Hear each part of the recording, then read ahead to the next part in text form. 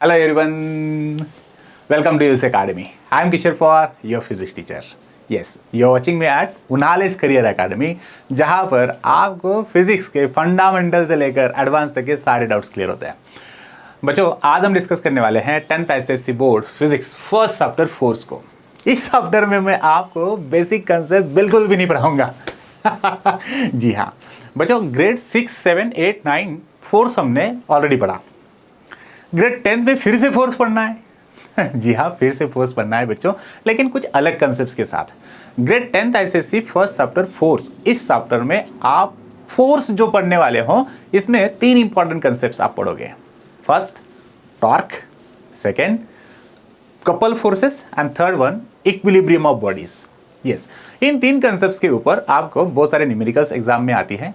Near about लगभग अगर मैं बात करूं तो ये चैप्टर 12 मार्क के लिए है। इस चैप्टर का वेटेज अगर हम कहें तो ये 12 मार्क का है। इसमें से 6 या 7 मार्क्स के लिए आपको न्यूमेरिकल्स क्वेश्चंस आते हैं, या नियर अबाउट से 4 मार्क्स 5 मार्क्स के लिए कुछ डेफिनेशन बेस्ड क्वेश्चन आ सकते हैं। इंपॉर्टेंट चैप्टर है, 12 मार्क का चैप्टर है, पढ़ना जरूरी है। तो हम आज बेसिक कुछ नहीं पढ़ेंगे, मैं इन 3 कंसेप्ट्स को रिवाइज करवा के देता हूँ। आज का जो वीडियो है वो बेसिकली सिर्फ एक समराइज्ड, या मैं कहूँ एक रिकैप, या मैं कहूँ कि कंसेप्चुअल है, जो कि आपको torque, couple forces, equilibrium of forces, इनको क्लियर करवा के देगा, ताकि आप एक्सरसाइज 1A के सारे प्रॉब्लम्स आसानी से सॉल्व कर सकें।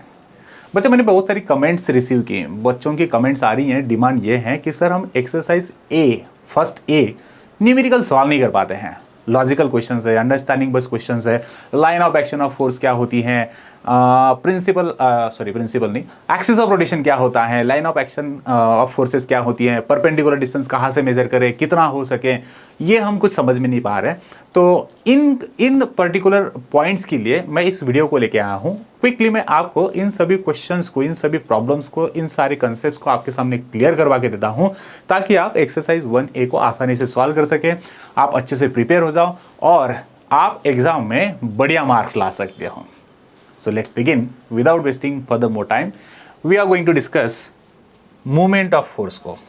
बेसिकली मूवमेंट ऑफ फोर्स को डिस्कस करने से पहले जो हम फोर्स बेसिक जो बात कर रहे थे, फोर्स है क्या एग्जैक्टली, जो कि आपने ग्रेड 9 में ऑलरेडी पढ़ा कि एक एक्सटर्नल कॉज है। इस फोर्स के कारण हम बॉडी की शेप साइज को चेंज कर सकते हैं। बॉडी अगर रेस्ट में हो तो उसे मोशन में ला सकते हैं, बॉडी अगर मूविंग है तो उसे स्टॉप कर सकते हैं। ये different types of effects already हमने पढ़े हैं, पिक्चर में भी दिया गया है। फोर्स अप्लाई करो, आप स्प्रिंग को स्ट्रेच कर सकते हो, कंप्रेस कर सकते हो। फोर्स अप्लाई करो, रॉड को आप बेंड कर सकते हो या ऑब्जेक्ट को आप बेंड कर सकते हो। फोर्स अप्लाई करने से आप ऑब्जेक्ट की डायमेंशंस को चेंज कर सकते हो। हाँ सर, ये तो पढ़ा है, बेसिक ये पढ़ा है, मैं आपको इनमें ज़्यादा कुछ डिटेल में लेके नहीं जाने वाला हूँ। चलो आगे बढ़ेंगे। SI unit of force Newton है, सीजीएस यूनिट डाइन है, और इन दोनों में रिलेशन भी हमने पढ़ा। 1 न्यूटन मतलब कितने डाइन्स होते हैं? ऑफकोर्स 1 न्यूटन का मतलब 10⁵ डाइन्स होते हैं, 1 लाख डाइन होते हैं। ये इंपॉर्टेंट है, ये इंपॉर्टेंट है, इसे याद करो, इसे याद करो, क्योंकि न्यूमेरिकल क्वेश्चंस में आपको कन्वर्जन आना चाहिए। बहुत बार आपको newton to dyne, dyne to newton, ये कन्वर्जन्स आते हैं, याद करना पड़ेगा। मोशन में हमने पढ़ा है ट्रांसलेटरी मोशन, और उसी के साथ आपने लीनियर मोशन, रोटेशनल मोशन, इन अलग अलग मोशंस को डिस्कस किया था। क्विकली रिकैप करते हैं ट्रांसलेटरी मोशंस के बारे में। ट्रांसलेटरी मोशन, या उसी को हम कहेंगे लीनियर मोशन। ऑब्जेक्ट जैसे कि ये है, अगर मैं इस ऑब्जेक्ट को फोर्स लगाऊं, ये ऑब्जेक्ट जो जा रहा है एक स्ट्रेट पाथ को फॉलो कर रहा है, स्ट्रेट पाथ में जा रहा है, तो इस ऑब्जेक्ट की मोशन को आप क्या कहोगे? ऑफकोर्स हम कहेंगे लीनियर मोशन। लीनियर, एक कोई ऑब्जेक्ट अगर स्ट्रेट पाथ को फॉलो करता है, स्ट्रेट पाथ को फॉलो करके जा रहा है, ऑफकोर्स उस मोशन को हम लीनियर मोशन कहेंगे। सो अगर किसी ऑब्जेक्ट के ऊपर अगर आपने फोर्स अप्लाई किया, फोर्स अप्लाई करने से ऑब्जेक्ट अगर स्ट्रेट पाथ को फॉलो करता है, जैसे कि car moving in a straight path, Apple following vertically downward, ball आगे जाने वाला है, ट्रेन जो है वो एक स्ट्रेट पाथ को फॉलो करने वाली है। इन सभी एग्जाम्पल्स को अगर हम देखते हैं तो इन सभी एग्जाम्पल्स में ऑब्जेक्ट स्ट्रेट पाथ को फॉलो कर रहे हैं, तो ये सारे ऑब्जेक्ट जो हैं वो ट्रांसलेटरी मोशन में है, या उसी को हम कहेंगे कि ये ऑब्जेक्ट्स लीनियर मोशन में है। That's it. Yes, it's very simple. If an object moves in a straight path, such motion is translatory motion और लीनियर मोशन।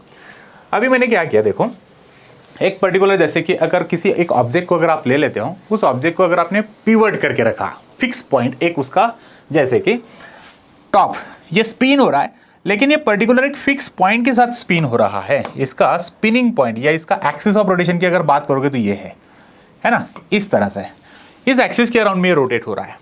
फैन इसका एक्सिस है, इस एक्सिस के अराउंड में रोटेट होगा। स्टीयरिंग व्हील जैसे कि मेरे पास है चीकू मेरा बेटा, जो कि हमेशा इस स्टीयरिंग व्हील को साथ खेलते रहता है, मतलब वो रोटेट करते रहता है।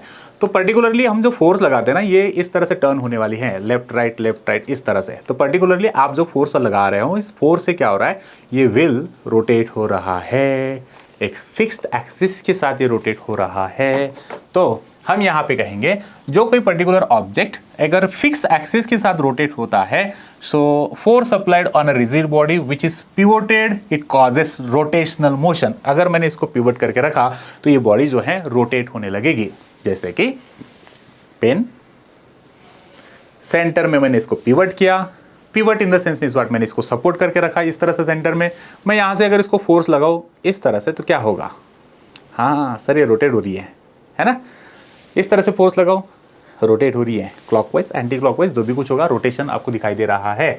तो इसका मतलब ये हुआ, अगर किसी बॉडी को अगर हम सस्पेंड कर देते हैं एक फिक्स पॉइंट के साथ और उसे अगर फोर्स लगाते हैं तो बॉडी रोटेट होती है। इसी मोशन को हम कहेंगे rotational motion. So force applied on a rigid body which is pivoted it causes rotational motion. अगर वो पिवोटेड नहीं है तो वो लीनियर मोशन में आ जाएगी, अगर वो पिवोटेड है तो वो रोटेशनल मोशन में आती है। That's it. आगे बढ़ेंगे। आज हम बात करने वाले हैं मेन कंसेप्ट को, जिसे कहा जाता है टर्निंग इफेक्ट, है ना। चलो, आपने moment of force, turning effect और टॉर्क ऐसे तीन अलग अलग नाम सुने। क्या ये तीन अलग अलग क्वांटिटीज है? ऑफकोर्स नॉट, तीनों एक ही क्वांटिटी है। मोमेंट ऑफ फोर्स, आपको एग्जाम में क्वेश्चन आ सकता है बच्चों, कैलकुलेट करिए मोमेंट ऑफ फोर्स, कैलकुलेट करिए turning effect of force, calculate करिए टॉर्क। क्या तीन अलग अलग है? Of course not, all this three are nothing but the one only. ये एक ही क्वांटिटी है ना। जी हाँ, चलिए। हाँ, एग्जाम्पल में अगर आप देखते हो, मैंने यहाँ पर तीन अलग अलग, चार अलग अलग कुछ एग्जाम्पल्स आपके सामने रखे हैं। जैसे कि सबसे फर्स्ट पॉइंट, हाँ सब लोगों ने सीसॉ को तो एंजॉय किया ही है। सीसॉ भी अगर आप देखिए यहाँ पे, तो जैसे कि a girl who is sitting at one side, other side अगर आप देखते हो तो एक लड़का बैठा हुआ है, और ये जो सीसॉ है, ये जो रॉड है, इस रॉड को हमने पाइवोट करके रखा है इस पॉइंट पे, है ना। ये फिक्स्ड हो चुका है इस पॉइंट के ऊपर। Because of the weight of the girl, ये जो है सीसॉ, ये कुछ पर्टिकुलरली किस डायरेक्शन में टर्न होगा, अगर आप देखोगे तो ये टर्न होने वाला है इस तरह से, इस डायरेक्शन में, मतलब हम इसे कहेंगे कुछ एंटी क्लॉकवाइज ऐसे। और ये because of the weight of boy ये टर्न होगा क्लॉकवाइज। Got it. सो यहां पर टर्निंग इफेक्ट प्रोड्यूस होने वाला है। जैसे कि because of the weight of the girl, ये जो रॉड है, ये जो सीसॉ है, ये एंटी क्लॉकवाइज टर्न होगा, और बॉय इसके वेट के कारण, इसके फोर्स के कारण, ये जो सीसॉ है ये कुछ क्लॉकवाइज टर्न होने वाला है। सो क्लॉकवाइज एंटी क्लॉकवाइज ये बॉडी टर्न होने वाली है ना। तो यहां पर कौन सा इफेक्ट प्रोड्यूस हो रहा है? Turning effect. आप डोर को ओपन करने के लिए कुछ इस तरह से हैंडल है, कुछ आपको इस तरह से पर्टिकुलरली एक पॉइंट दिया जाता है, आप फोर्स लगा के इसे टर्न करिए। टर्न करोगे तो इसका एक्सिस ऑफ रोटेशन फिक्स्ड है, इसका मतलब ये टर्न होगा, ये ओपन होगा, तो यहाँ पर भी टर्निंग इफेक्ट आपको मिलने वाला है। स्पैनर का आप यूज़ कर लेते हो, जैसे कि मैं अगर आपको बताऊं, जैसे कि आप सब लोग फैमिलियर हो, इस तरह से स्पैनर, नट को ओपन करने के लिए आप इस स्पैनर का यूज़ कर लेते हो, इस तरह से फोर्स लगाते हो तो नट टर्न होने लगेगा। तो नट जो है वो टर्न हो रहा है, मतलब स्पैनर के थ्रू आपने टर्निंग इफेक्ट प्रोड्यूस किया। Got it, like this one. So turning effect जो है हर किसी पॉइंट पे आपको यहाँ पे दिखाई दे रहा है, जो कि पाइवोटेड है। देखो ये रॉड को, इस सीसॉ को हमने पाइवोट करके रखा था, this is what we can say the pivoted point. यहाँ पर हमने इसको पाइवोट करके रखा हुआ है। सो यहाँ पे टर्निंग इफेक्ट मिलेगा। हिंज पे ये हैंडल फिक्स करके रखा हुआ है, टर्निंग इफेक्ट आपको मिलेगा। स्पैनर, मैं इसे इस तरह से रोटेट करूँ, टर्न होने वाला है नट, तो टर्निंग इफेक्ट हुआ। डोर को आप ओपन करते हो, पुश पुल करते हो, डोर ओपन क्लोज करने से यहां पर भी आपको दिखाई देगा टर्निंग इफेक्ट। Got it. तो इन सारे एग्जांपल्स में टर्निंग इफेक्ट आपको मिलने वाला है। तो है क्या ये एग्जैक्टली? तो मोमेंट ऑफ फोर्स, इसे ही हम टर्निंग इफेक्ट कहेंगे, इसे ही हम टॉर्क कहते हैं। Got it. तो किसी भी पाइवोटेड बॉडी को अगर आप देखोगे तो फोर्स लगाने से बॉडी टर्न होती है, इसी इफेक्ट को कहा जाता है टर्निंग इफेक्ट।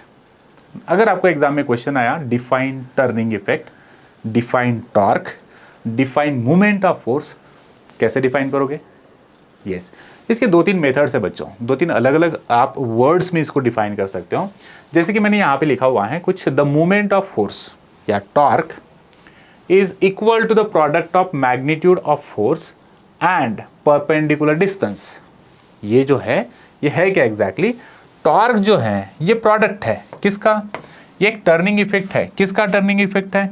आपने जो फोर्स अप्लाई किया होगा इस फोर्स का और परपेंडिकुलर डिस्टेंस का, आपने जो फोर्स अप्लाई किया और जो परपेंडिकुलर डिस्टेंस होगा इसका जो प्रोडक्ट होता है, इसी प्रोडक्ट को हम कहेंगे torque. It's very simple. So what is torque exactly? This is turning effect. Torque is turning effect of applied force. Force apply करने से बॉडी टर्न होती है, इसी इफेक्ट को हम कहते हैं turning effect of applied force. बराबर है? ये बॉडी, इसे आपने पाइवोट करके रखा, आप फोर्स अप्लाई करिए, फोर्स अप्लाई करने से ये बॉडी टर्न हो रही है। That's it. तो फोर्स जो मैंने अप्लाई किया, इस फोर्स का इफेक्ट क्या है? बॉडी टर्न होना। बॉडी टर्न हो रही है, इसी इफेक्ट को हम कहेंगे turning effect of force. Torque और मूवमेंट ऑफ फोर्स। बराबर है? That's it. जैसे कि आप इस एग्जांपल को देखो अच्छे से, यहां पर मैंने लिया है एक पर्टिकुलर, एक अनयूजुअल, जो कि आप देखो एक डिफरेंट टाइप ऑफ शेप है यहां पर, और इस पर्टिकुलर शेप, इस पर्टिकुलर ऑब्जेक्ट को हमने फिक्स कर दिया इस पॉइंट पे। ओके, यहां पर मैंने इसको फिक्स करके रखा हुआ है। अभी मैं फोर्स अप्लाई करने वाला हूं और फोर्स को मैंने कुछ इस तरह से वर्टिकली अपवर्ड अप्लाई किया। That's it. ओके, तो फोर्स अप्लाई करने से क्या होगा? ये जो बॉडी है ये टर्न होगी, इस पॉइंट से ये बॉडी ऐसे टर्न होने वाली है, तो बॉडी में टर्निंग इफेक्ट प्रोड्यूस होगा। तो टर्निंग इफेक्ट मैं कैसे कैलकुलेट करूं? टर्निंग इफेक्ट कैलकुलेट करने के लिए आपने जो भी कुछ फोर्स अप्लाई किया होगा, से 1 न्यूटन, 2 न्यूटन, 10 न्यूटन, व्हाटएवर, वो फोर्स, बराबर है, इनटू परपेंडिकुलर डिस्टेंस। ये डिस्टेंस आर दिखाया है यहां पर, तो आर क्या है? Perpendicular distance. तो डिस्टेंस कहां से कहां तक लेना होता है बच्चों? डिस्टेंस आप ले लेते हो, ये जो पर्टिकुलर एक्सिस है, जिस पॉइंट से ये बॉडी टर्न होगी, उस पॉइंट को हम कहेंगे एक्सिस ऑफ रोटेशन। ये एक्सिस ऑफ रोटेशन से लेकर आपने जो फोर्स अप्लाई किया, उस फोर्स का line of action. Line of action का मतलब होता है आप फोर्स की डायरेक्शन को देखो। तो फोर्स मैंने अप डायरेक्शन में अप्लाई किया था, तो इसकी एक लाइन होगी, जिस डायरेक्शन में फोर्स एक्ट हो रहा है, इस लाइन को हम कहते हैं लाइन ऑफ एक्शन। तो इस लाइन ऑफ एक्शन से लेकर हिंज तक, लाइन ऑफ एक्शन से लेकर पाइवोट पॉइंट तक, ये जो परपेंडिकुलर डिस्टेंस है, 90 डिग्री का एंगल बनना चाहिए इसमें। लाइन ऑफ एक्शन से लेकर ये टर्निंग पॉइंट, इनमें 90 डिग्री का एंगल बनना चाहिए। बराबर है? तो ये परपेंडिकुलर डिस्टेंस हो गया, इसे मैं परपेंडिकुलर डिस्टेंस कहूंगा। दूसरा एग्जांपल देखो, लाइन ऑफ एक्शन का और परपेंडिकुलर डिस्टेंस का। मैंने पर्टिकुलरली इस नट को ओपन करने के लिए फोर्स लगाया डाउनवर्ड। तो मैं जो फोर्स लगा रहा हूं डाउनवर्ड, इसकी डायरेक्शन देखिए, फोर्स की डायरेक्शन डाउनवर्ड है, मतलब इसको मैं लाइन अगर ड्रॉ करूं तो इसका लाइन ऑफ एक्शन कुछ इस तरह से हो गया। तो जो मैं फोर्स अप्लाई करने वाला हूं यहां पर, इसकी लाइन ऑफ एक्शन क्या हो गई? कुछ इस तरह से।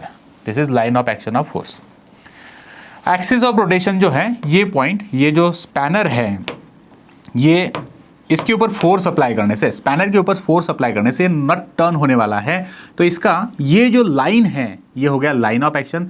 इसमें परपेंडिकुलर डिस्टेंस देखो, ये जो परपेंडिकुलर डिस्टेंस होगा, ये परपेंडिकुलर डिस्टेंस यहां से लेकर यहां तक, इस डिस्टेंस को हम कहेंगे ऑफ कोर्स परपेंडिकुलर डिस्टेंस। ये डिस्टेंस और फोर्स, इसका जो प्रोडक्ट होगा उसे मैं कहूंगा टॉर्क। तो टॉर्क को कैलकुलेट करना है आपको। टॉर्क को हम डिनोट करते हैं इस सिंबल से, इस सिंबल को कहा जाता है टाउ।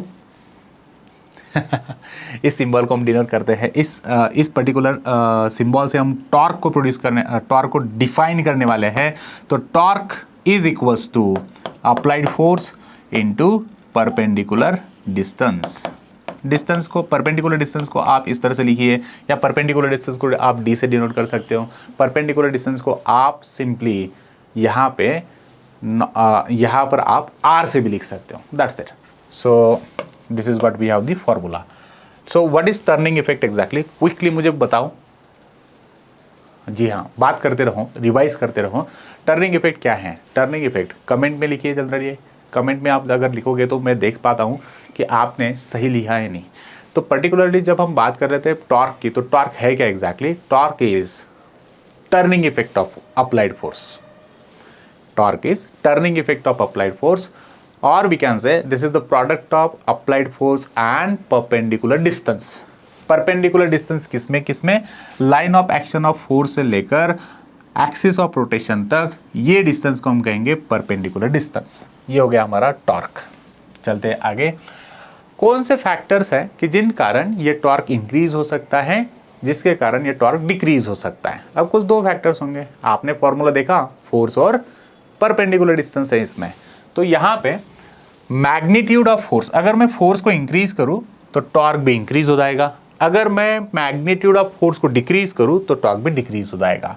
परपेंडिकुलर डिस्टेंस अगर ग्रेटर है टॉर्क ग्रेटर होगा, परपेंडिकुलर कम कर दो तो टॉर्क भी कम हो जाएगा।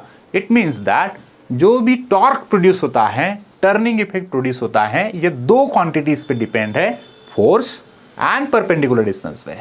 Greater force greater torque, more distance more torque, इस तरह से।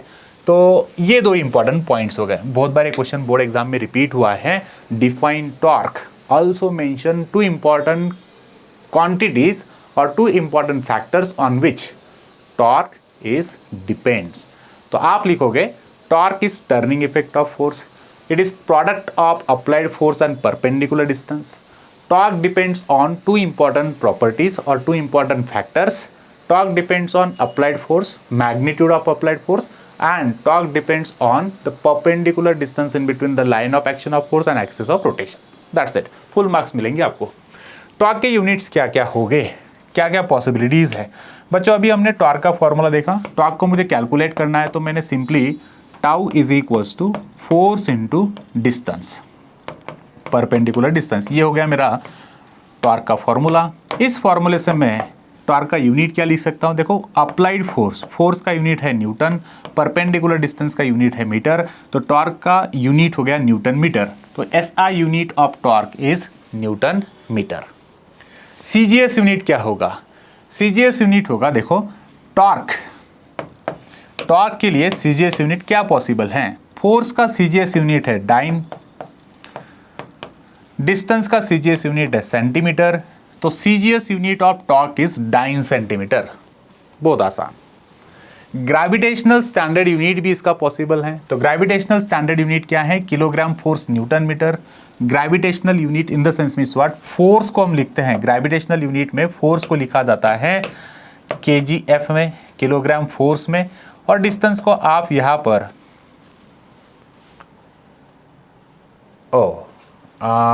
सॉरी यहां पर जो पर्टिकुलर पॉइंट है ये न्यूटन मीटर नहीं, किलोग्राम फोर्स मीटर आ जाएगा सिर्फ। Okay, so make sure this is what we have written here,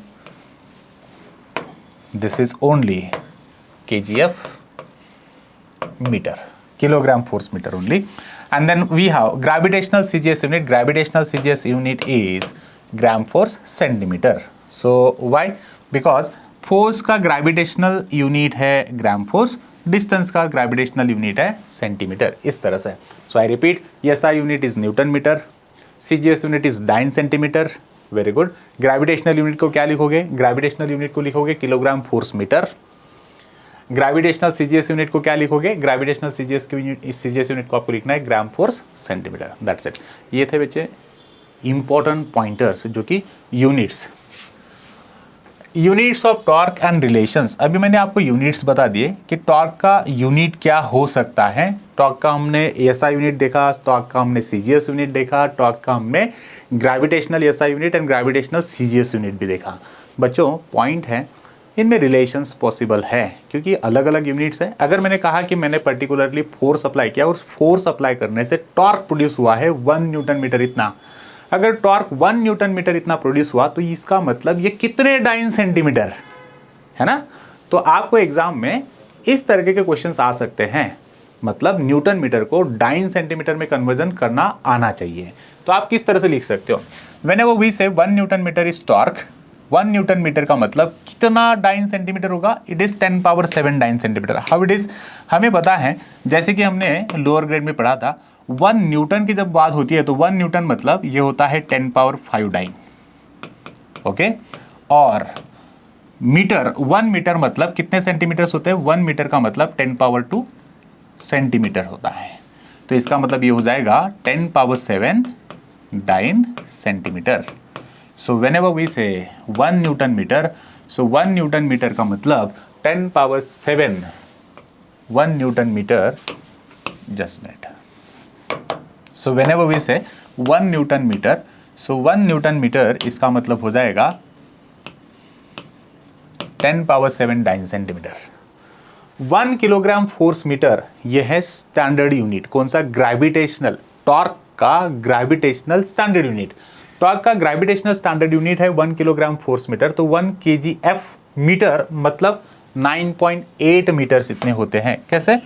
हमें पता है 1 kg, इसे अगर मुझे न्यूटन में कन्वर्ट करना है, 1 kgf को 1 किलोग्राम फोर्स को अगर मुझे न्यूटन में कन्वर्ट करना है तो इस 1 को मुझे मल्टीप्लाई करना पड़ेगा 9.8 के साथ, क्योंकि f मतलब ग्रेविटी, फोर्स कितना है 9.8 इतना, तो ये हो जाएगा 1 into 9.8 is equals to 9.8 newton metre इतना। 1 ग्राम 4 सेंटीमीटर, अगर मैं 1 ग्राम 4 सेंटीमीटर की बात करूं तो इस 1 को फोर्स, सीजीएस सिस्टम में ग्रेविटी की मैग्नीट्यूड कितनी होती है? सीजीएस सिस्टम में ग्रेविटी की मैग्नीट्यूड होती है 980, तो मैंने इसे 980, तो ये हो जाएगा 980 डाइन सेंटीमीटर, इस तरह से। दैट्स ये रिलेशन याद रखो, एग्जाम में आपको कन्वर्जेंस करने आने चाहिए। न्यूमेरिकल प्रॉब्लम्स भी हमारे पास, इन न्यूमेरिकल प्रॉब्लम्स में भी आपको कन्वर्जन करना है। चलते हैं आगे, नेक्स्ट पॉइंट की बात करते हैं। टॉर्क के कुछ पैरामीटर्स होते हैं। There are some important pointers which we have to understand about the torque. Torque, इसका हमने डेफिनेशन देखा, टॉर्क का यूनिट हमने समझ लिया।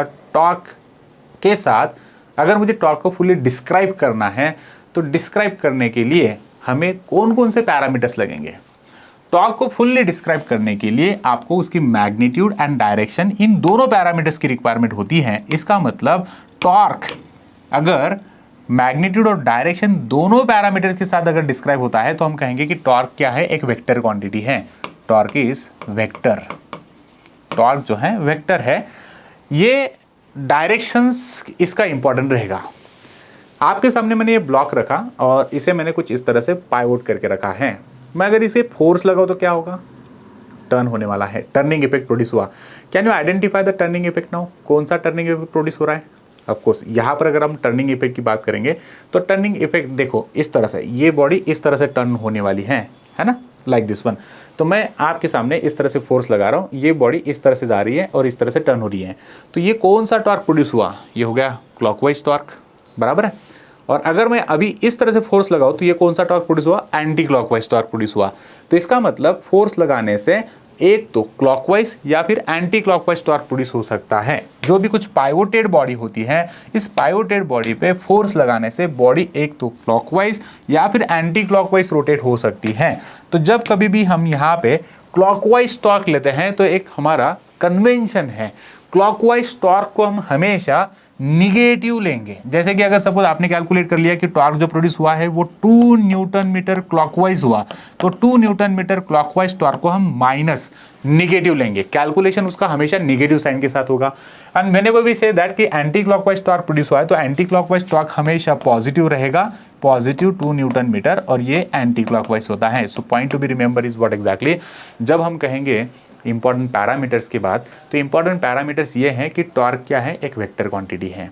टॉर्क को डिस्क्राइब करने के लिए मैग्नीट्यूड और डायरेक्शन दोनों की जरूरत पड़ेगी। टॉर्क ये एंटी क्लॉकवाइज या फिर क्लॉकवाइज हो सकता है।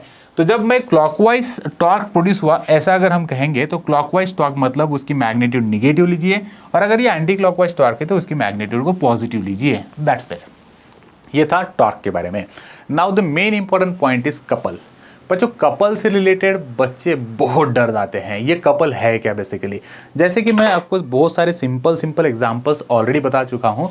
ये देखो, मेरे पास एक ऑब्जेक्ट है, ये बॉटल कैप को अगर मुझे ओपन करना है तो मैं कितने फोर्स लगाऊं, है ना? देखो, एक फोर्स में अप्लाई कर रहा हूँ थंब, दूसरा फोर्स में अप्लाई कर रहा हूँ यहाँ पर फर्स्ट फिंगर से। ये दो फोर्सेस में लगा रहा हूँ कुछ इस तरह से कि ये दोनों फोर्सेस जो हैं ये अपोजिट इन डायरेक्शन में। देखो मैं किस तरह से फिंगर को टर्न कर रहा हूँ, है ना?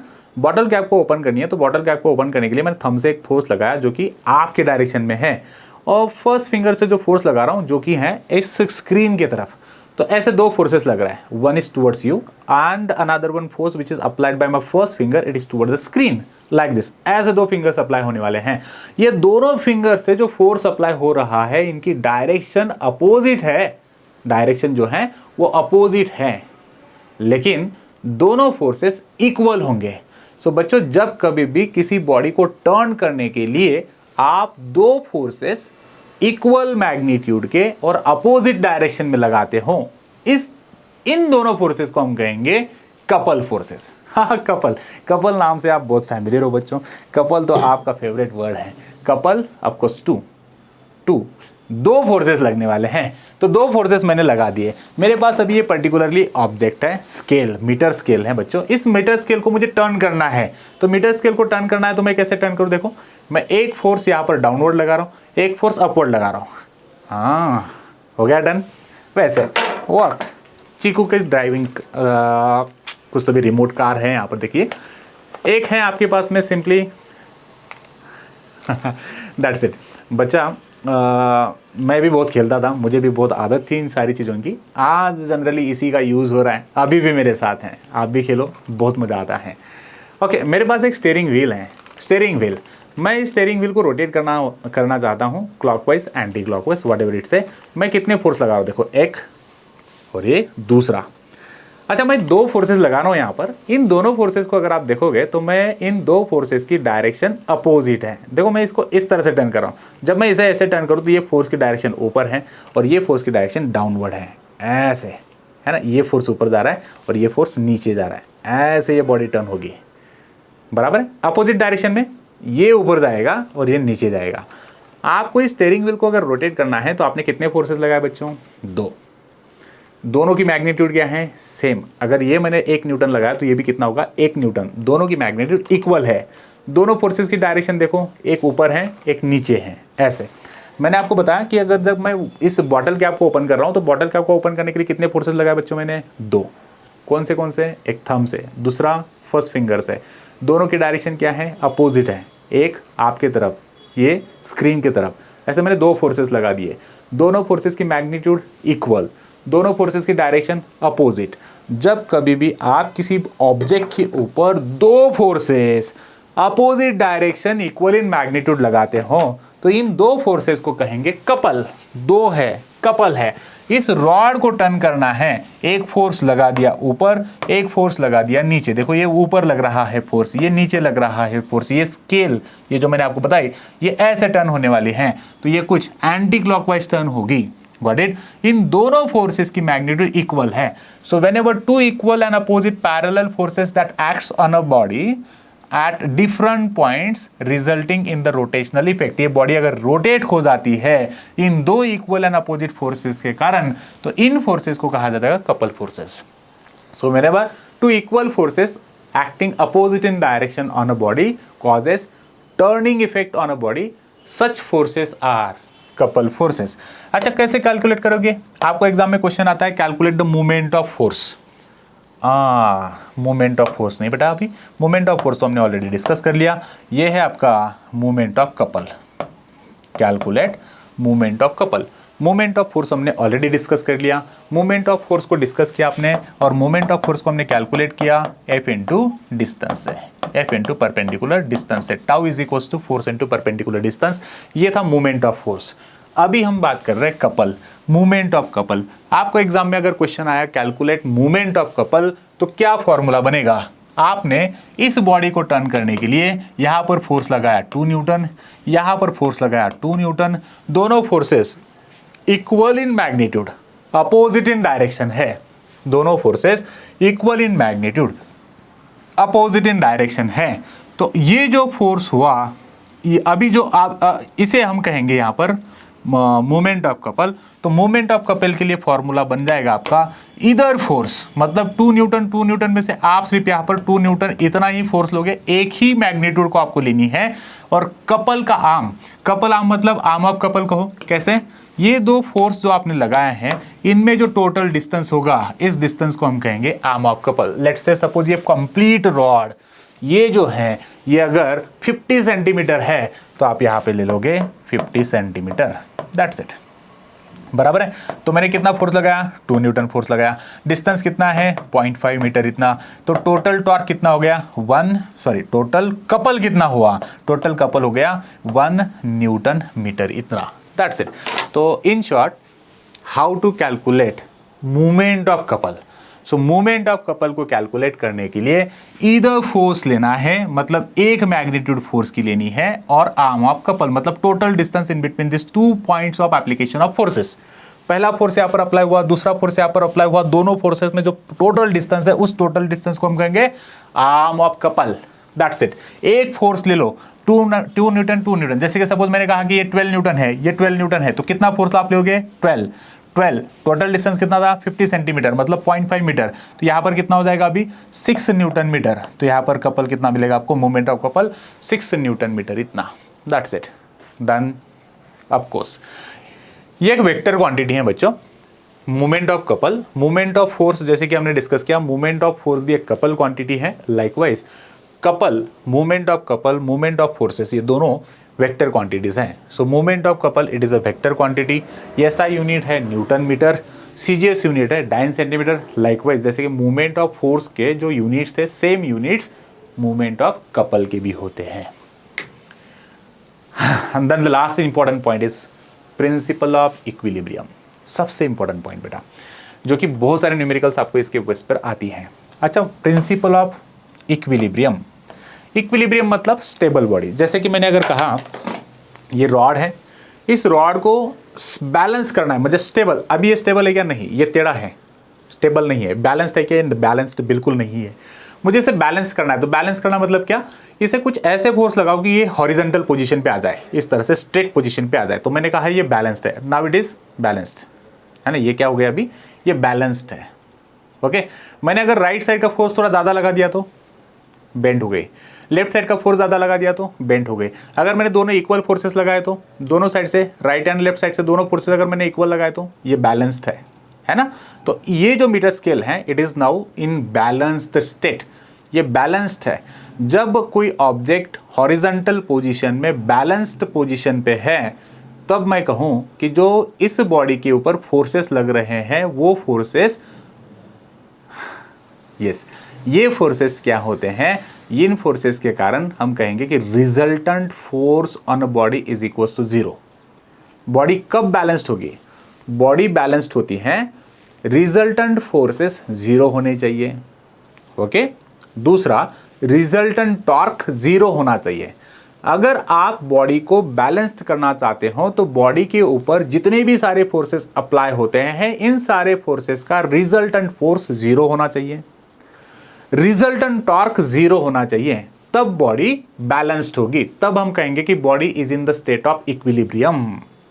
आई रिपीट, बॉडी पर जितने भी फोर्सेस अप्लाई होते हैं, इन सारे फोर्सेस का रिजल्टेंट फोर्स 0 होना चाहिए। बॉडी पर जितने भी टॉर्क एक्सर्ट हो रहा है, प्रोड्यूस हो रहे हैं, वो सारा टॉर्क भी 0 होना चाहिए। तब हम कहेंगे कि body is in the state of equilibrium. देखो अभी बॉडी स्ट्रेट है, बैलेंस्ड है, क्यों, क्योंकि बॉडी पे लगने वाला रिजल्टेंट फोर्स 0, बॉडी पर जो टॉर्क प्रोड्यूस हो रहा है वो सारा का सारा टॉर्क 0।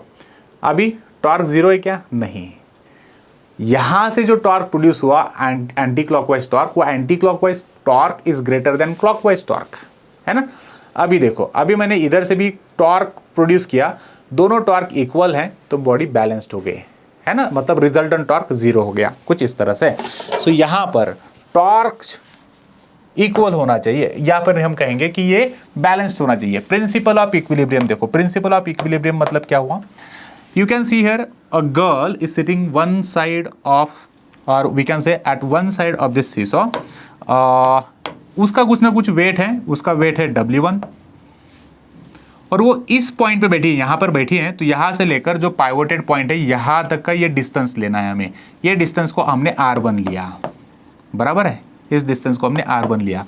तो force into perpendicular distance, force into perpendicular distance, ये क्या होता है, ये टॉर्क होता है। फोर्स इंटू परपेंडिकुलर डिस्टेंस, इसी को हमने क्या कहा था, टॉर्क। ये वेट जो गर्ल का है, या जो टोटल गर्ल ने जो फोर्स अप्लाई किया, इसके कारण कौन सा टॉर्क प्रोड्यूस हो रहा है, क्लॉकवाइज या एंटी क्लॉकवाइज। देखो गर्ल यहाँ पर बैठने से ये जो सीसॉ है, ये सीसॉ इस तरह से टर्न होने वाला है, ये एंटी क्लॉकवाइज टॉर्क को प्रोड्यूस कर रहा है। सो वेट ऑफ गर्ल ये रिस्पॉन्सिबल है एंटी क्लॉकवाइज टॉर्क के लिए। Whereas a boy is sitting at this corner, इस बॉय के वेट के कारण जो टॉर्क प्रोड्यूस हो रहा है वो क्लॉकवाइज टॉर्क प्रोड्यूस हो रहा है, कुछ इस साइड से। तो ये जो टॉर्क प्रोड्यूस होगा यहां पर, ये होगा क्लॉकवाइज टॉर्क। डन, ये क्लॉकवाइज टॉर्क प्रोड्यूस होगा। तो clockwise torque weight of boy W2 और परपेंडिकुलर डिस्टेंस इसका R2। देखो यहां से यहां तक डिस्टेंस, ये R2 डिस्टेंस है, यहाँ पे लिखा, ये R1 डिस्टेंस है यहाँ पे। तो एंटी क्लॉकवाइज टॉर्क और क्लॉकवाइज टॉर्क ये क्या होगा, ये अगर इक्वल है, सपोज जैसे कि मैंने कहा कि ये अगर यहाँ पर कुछ तो भी इसका 800 या हम ले लेते हैं यहाँ पर 400 न्यूटन मीटर, ये भी अगर 400 न्यूटन मीटर है तो हम कहेंगे कि दोनों साइड में टॉर्क बराबर हैं, इसीलिए ये सीसॉ हॉरिजॉन्टल पोजीशन पे है। अगर गर्ल का वेट थोड़ा ज़्यादा होता या फिर परपेंडिकुलर डिस्टेंस में कुछ डिफरेंस होता तो यहाँ पर ये एंटी क्लॉकवाइज टॉर्क अगर ज़्यादा प्रोड्यूस होता तो ये रॉड बैलेंस नहीं होता, ये सीसॉ बैलेंस नहीं होता, ये कुछ इस तरह से टिल्टेड हो जाता। नाउ दोनों साइड से वेट, दोनों साइड से डिस्टेंसेस बराबर है, इसीलिए कुछ इस तरह से बैलेंस्ड है। डिस्टेंसेस इक्वल होना या ना होना इसका कुछ इंपॉर्टेंट नहीं, हमें सिर्फ फाइनली ये मैग्नीट्यूड और ये मैग्नीट्यूड इक्वल हो जानी चाहिए, तो ये बैलेंस्ड हो जाएगा। तो किसी भी बॉडी को अगर बैलेंस्ड करना है आपको, तो बैलेंस करने के लिए टॉर्क इक्वल होना इंपॉर्टेंट है। एंटी क्लॉकवाइज टॉर्क और क्लॉकवाइज टॉर्क इंपॉर्टेंट होना, इक्वल होना इंपॉर्टेंट है। अगर आपको ये दिया गया होगा क्वेश्चन में अ बॉडी इज बैलेंस्ड, इसका मतलब यही समझिए कि क्लॉकवाइज टॉर्क और एंटी क्लॉकवाइज टॉर्क दोनों इक्वल है। अगर बॉडी टिल्टेड है, ये बैलेंस नहीं है, इसका मतलब यहाँ पर anti clockwise torque clockwise torque equal नहीं है। That's it. सो जब कभी भी बॉडी अगर बैलेंस्ड है, अगर मैं कहूँ कि body is in the state of balanced और body is in the equilibrium state, तो इसका मतलब ये होता है कि एंटी क्लॉकवाइज टॉर्क और क्लॉकवाइज टॉर्क इक्वल है। तो ये प्रिंसिपल यहाँ पर एप्लीकेबल है। जब हम कहेंगे प्रिंसिपल ऑफ इक्विलिब्रियम, तो प्रिंसिपल ऑफ इक्विलिब्रियम का मतलब anti clockwise torque is equals to clockwise torque. ये होगा principle of equilibrium. So principle of equilibrium क्या है, anti clockwise torque is equals to clockwise torque. Weight of girl के कारण यहाँ पर जो टॉर्क प्रोड्यूस हो रहा है वो है एंटी क्लॉकवाइज, और वेट ऑफ बॉय के कारण जो टॉर्क प्रोड्यूस हो रहा है वो हो रहा है क्लॉकवाइज। ओके, तो एंटी क्लॉकवाइज टॉर्क को कैसे फाइंड आउट करोगे, wait of girl W1, perpendicular distance axis of rotation से लेकर जहाँ पर गर्ल बैठी है उसका वेट, यहाँ पर ये distance R1 is equals to, ये हो गया anti clockwise torque. Clockwise torque कैसे फाइंड आउट करोगे, wait of boy into perpendicular distance. ये आप इस तरह से एंटी क्लॉकवाइज टॉर्क और क्लॉकवाइज टॉर्क को फाइंड आउट कर सकते हो। आई होप आपको principal of equilibrium, movement of couple and movement of force, ये सारे कंसेप्ट समझ में आ गए। आप जो भी कुछ न्यूमेरिकल प्रॉब्लम्स हैं यहाँ पर उनको अच्छे से सॉल्व कर सकते हो। मेरा नेक्स्ट वीडियो जो है वो है एक्सरसाइज 1A के न्यूमेरिकल्स। बच्चों इस वीडियो को लाइक करो, कमेंट करो, शेयर करिए, और ज़रूर आप मेरे एक्सरसाइज 1A में जो मैंने न्यूमेरिकल सॉल्व करवा के दिए हैं आपको, उस वीडियो को भी देखिए, आपके सारे डाउट्स क्लियर हो जाएंगे। You now try your level best. आप एक्सरसाइज 1A के सारे प्रॉब्लम्स को आप खुद सॉल्व करने के देखिए। नहीं, अगर आपको किसी क्वेश्चन में डाउट है तो ज़रूर आप मेरा नेक्स्ट वीडियो देखिए, जिसमें मैंने आपको डिटेल डिस्क्रिप्शन के साथ डिटेल एक्सप्लेनेशन मैंने आपको किया है कि हर एक क्वेश्चन को आप किस तरह से सॉल्व कर सकते हो। So we have important summary here. Torque हमने कैलकुलेट किया, फोर्स इनटू परपेंडिकुलर डिस्टेंस है। टॉर्क एक टर्निंग इफेक्ट ऑफ फोर्स है, एक वेक्टर क्वांटिटी है जिसका SI unit newton metre, CGS unit जो होता है वो डाइन सेंटीमीटर होता है। मूवमेंट ऑफ कपल हमने डिस्कस किया। मूवमेंट ऑफ कपल ये either force into arm of couple से सॉल्व होगा। And anti clockwise torque is equals to clockwise torque, ये होता है प्रिंसिपल ऑफ मूवमेंट। तो बच्चों इस वीडियो को लाइक करिए, शेयर करते रहो, कमेंट करिए। जहाँ पर भी आपको किसी पॉइंट को आप नहीं समझ पा रहे हो, अगर आपको कहीं डिफ़िकल्टी लगी तो you all please do comment. इस वीडियो को आप ज़रूर कमेंट करिए, जहाँ कहाँ पर आपको कुछ पॉइंट्स लगे तो आप ज़रूर कमेंट करके मुझे बताइए। Thanks for watching this video, you all welcome. और अगर कहीं पे भी किसी भी पॉइंट पर अगर आपको लग रहा है कि सर ये कंसेप्ट फिर से रिवाइज करिए, तो I am here, you can definitely comment me. आपको मैं वो पर्टिकुलर जो भी डिफ़िकल्ट पॉइंट है, जो भी डिफ़िकल्ट डाउट है आपके, वो सारे मैं आपको क्लियर करवा के दूंगा। Thank you very much, thanks for watching, take care you all, bye bye.